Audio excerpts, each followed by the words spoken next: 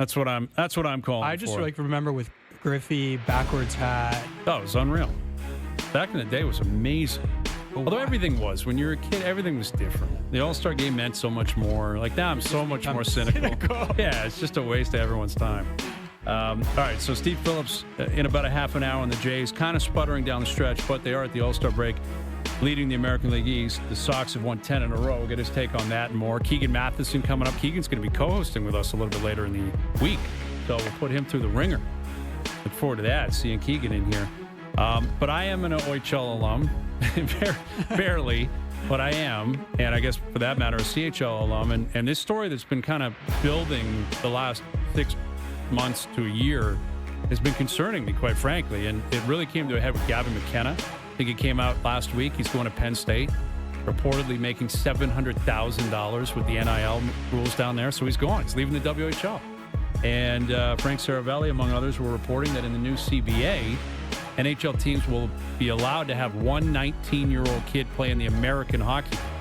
So this year, that could have been Easton Cowan. Maybe he doesn't go back to London. He's playing for the Marlies. I believe it's somewhat of an attack on the OHL, the CHL. I'm curious what our next guest has to say about it. Here he is, the commissioner of the OHL. Here's Bryan Crawford. How you doing, Bryan? Afternoon, guys. Doing well. How about yourself? Oh, doing very well. Am I overstating that, understating that? Where do you stand on this?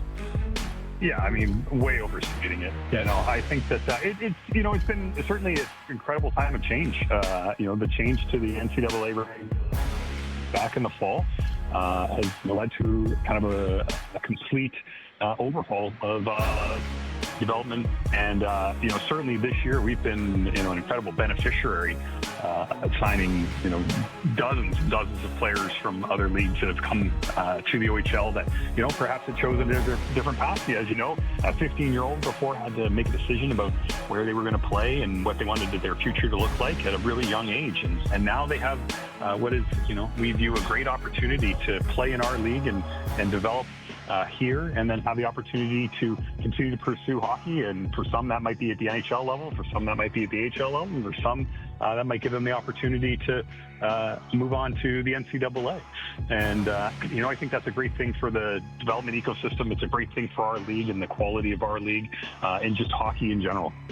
So when you hear the numbers thrown around, again, it's the early days of this, the NIL stuff down in the States with the NCAA. But like if Gavin McKenna, who's a WHL player, is making $700,000, how's he going to possibly turn that down? He didn't. He's off to Penn State. He's a phenom. He's unanimously expected to go first overall next year.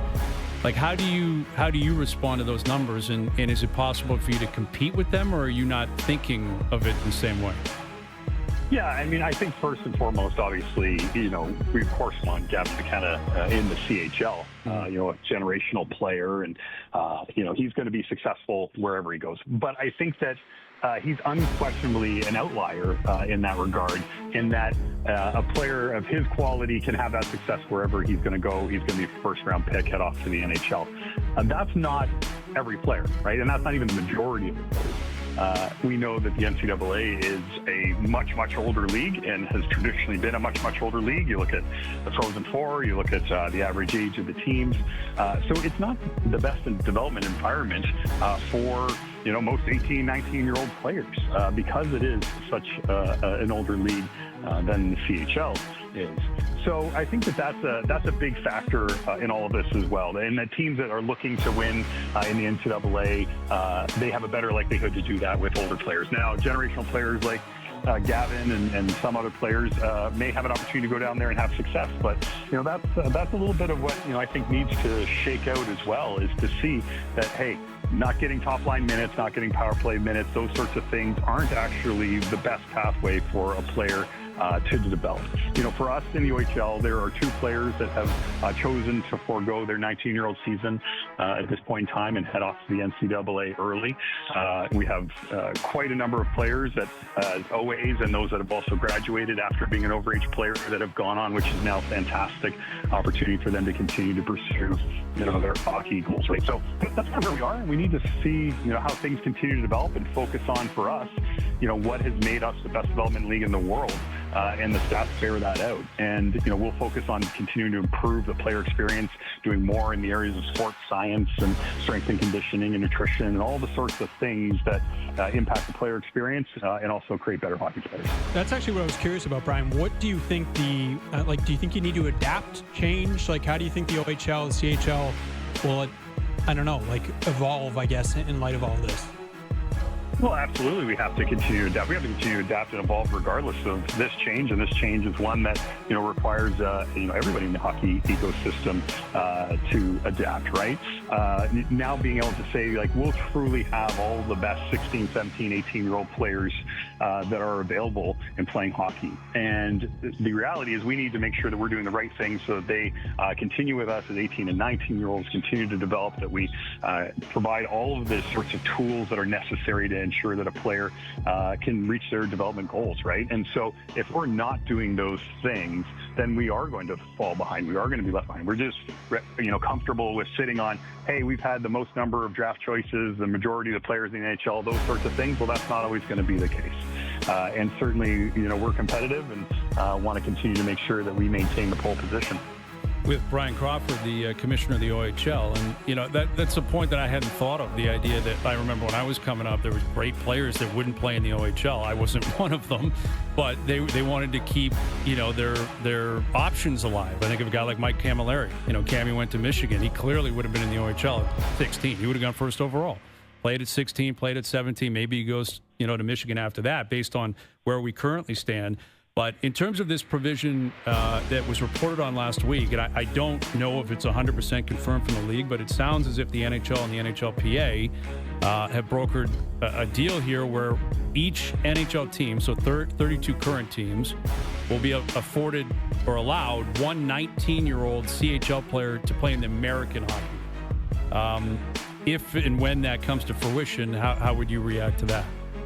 Yeah, so first of all, not accurate. Okay. So there is a provision right now in the agreement between the NHL and the NHLPA, and then, of course, ourselves, the CHL and the NHL, that does allow the 19-year-old players to play, a fixed number of games in the AHL, but does require them to go back to junior hockey. Okay. So in this current round of negotiations with the collective bargaining with the NHL and the NHLPA, they've agreed to open that provision and look at what that might look like going forward, and whether providing teams and general managers the leeway to do something like that is in the best interest of the league, in the best interest of the development environment. So as it stands today, nothing has actually been decided about mechanics or anything like that, if it is even to go forward. And those are discussions that we actually are very much active in with the NHL in talking about how best to proceed and move forward. We would certainly contend that the AHL is not the best environment for a 19-year-old. Very, very few 19-year-olds, in fact. It's not just about scoring 100 points in the OHL that decides, kind of whether that person should be moving on or not. You think about a 19-year-old, you think about Easton Cowan coming back to the Knights this year.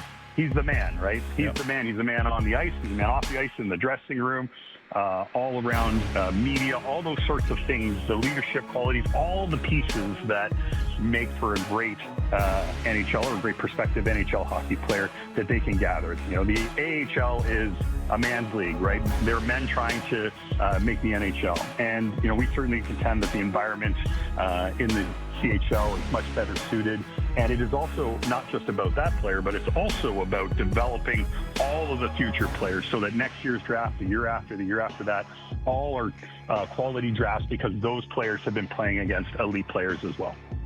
With Bryan Crawford, the commissioner of the OHL. And when I'm curious about this, because, there's 3 leagues, 3 commissioners. London obviously just won the Memorial Cup.